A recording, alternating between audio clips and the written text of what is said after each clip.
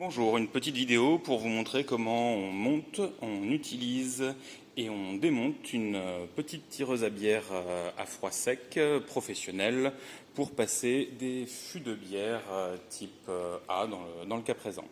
Déjà, assurez-vous d'avoir tout le matériel, c'est-à-dire la bonbonne de CO2, le fût, la tête ici elle est déjà montée avec son tuyau bière et son tuyau CO2, les pas de vis étant différenciés, on ne peut pas se tromper si jamais ils n'étaient pas montés dès le début. Donc la tireuse en elle-même, une clé à molette pour le montage et le détendeur. La première étape va consister à venir visser le détendeur sur le robinet de la bonbonne de CO2. Une fois bien serré, on va pouvoir passer à l'étape où on va venir connecter le tuyau CO2 sur la sortie du détendeur. Pour éviter que les tuyaux bougent dans tous les sens, on peut déjà venir positionner la tête sur le fût, mais attention, sans la percuter à ce stade-là, parce que là on aura une fontaine de bière. Donc là, la tête est en place mais pas percutée, ça va nous permettre de la maintenir et d'éviter que les tuyaux partent dans tous les sens. Donc maintenant on va venir brancher le tuyau bière sur les entrées bières de la tireuse qui se situe à l'arrière de celle-ci. Évidemment on finit chaque montage par un petit coup de clé à molette sans non plus forcer outre mesure pour ne pas abîmer les pas de vis. Donc là maintenant la ligne principale est montée. Il ne va plus y avoir de fuite, normalement, tous les écrous ont été serrés. On peut maintenant percuter le fût de bière, donc en venant appuyer sur la poignée noire jusqu'à entendre le petit déclic. Une fois que ça c'est fait, on va pouvoir allumer l'arrivée de CO2, donc en ouvrant la bonbonne. On va vérifier qu'on soit entre 2 bars et 2 bars 2, là on est un petit peu haut, donc je vais visser un peu ici pour faire varier le CO2. C'est un peu bas. On va remonter.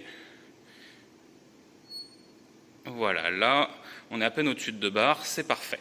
On va pouvoir maintenant donc ouvrir le robinet qui est ici, qui va envoyer le CO2 dans le fût. Voilà. On vérifie que la pression soit toujours à peu près à 2 bars et on est bien.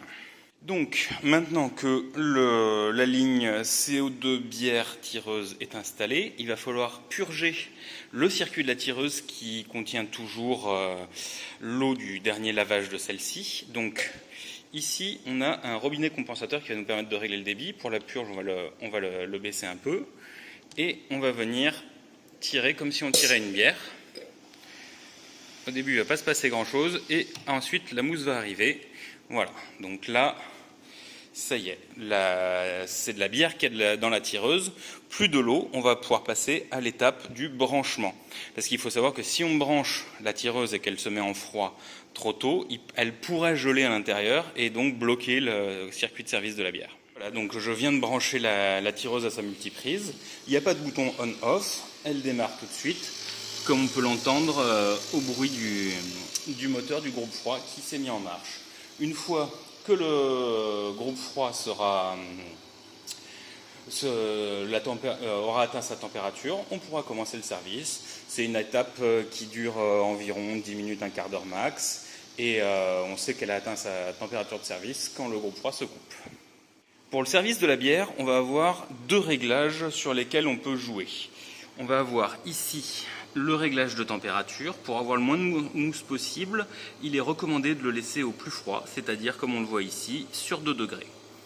Ensuite, ici, on va avoir le robinet compensateur qui va, si on le descend, autoriser un plus grand débit de service et si on le remonte jusqu'en haut, quasiment couper l'arrivée de la bière. L'idée, c'est que pour avoir le moins de mousse possible, moi je l'ouvre juste un tout petit peu.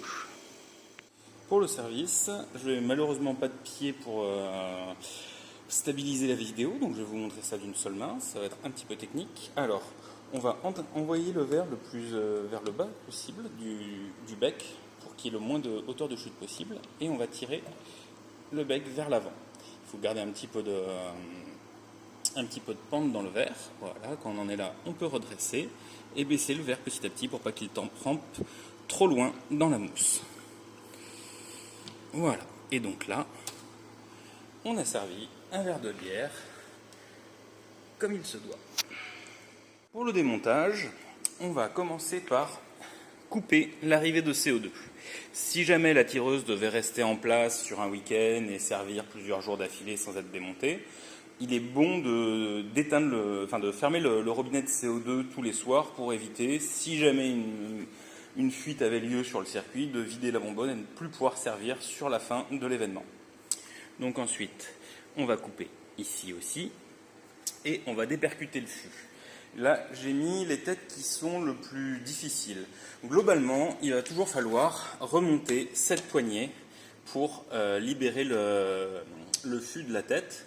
Celle-là a la particularité qu'il faut arriver à maintenir la partie métallique appuyée, parce que là, elle est en pression contre cette partie-là avec la pression interne du fût.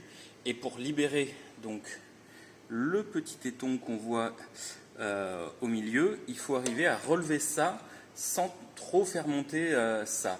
Donc il va falloir tirer vers le haut, mais en gros mettre un peu de force ici tout en levant le plus possible de ce côté. Voilà. Donc là, la tête est relevée. On s'assure qu'elle soit bien le plus possible vers le haut. Et là, la tête va pouvoir donc coulisser et sortir du fût. Donc on maintient le fût en place. Et voilà, donc prévoir de quoi éponger parce que c'est toujours le moment où il y a un pot de bière qui va être projeté. On va ensuite revenir avec notre clé à molette pour défaire les tuyaux au niveau du manomètre pour le CO2. Voilà, donc là, on est bon, on est libre. Et au niveau de l'arrière, donc comme je disais, ce sont des écrous asymétriques pour éviter les erreurs. Il faut donc régler la clé. Hop. Voilà. Et donc là, on va pouvoir finir de dévisser ça. Donc là, la tireuse en elle-même va être libre. Pareil, il va y avoir un peu de bière qui va sortir par les extrémités du tuyau, donc prévoir de quoi éponger. La tireuse va être libre, le fût aussi, la ligne aussi. La dernière chose à faire, ce sera de venir démonter le manomètre de la bonbonne de CO2. Il faut faire attention parce que les manomètres, ce sont des objets fragiles et il ne faut pas les transporter sur la bonbonne de CO2 parce qu'ils peuvent prendre des chocs et être mis hors d'usage. Donc le manomètre est toujours transporté avec beaucoup de précautions. Voilà, et ce sera tout pour savoir comment monter, utiliser et démonter cette tireuse.